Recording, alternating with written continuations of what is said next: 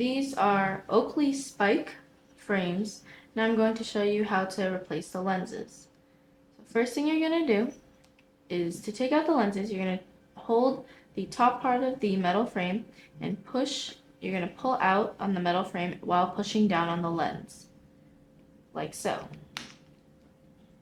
There might be some resistance, but you just have to push. Now, once you've done that, to reinstall the lenses, you are going to take the far side of the lens and place it into the groove on the far side of the frame.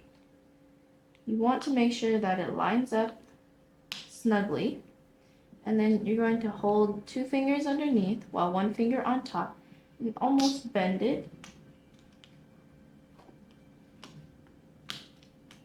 So you make sure it's snug, and then snap the rest into place, like so. Now again with the other side.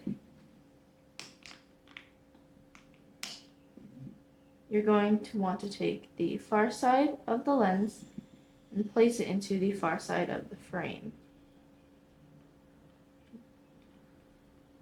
Make sure that the lens is inside the grooves, and then you're just going to want to snap the rest into place.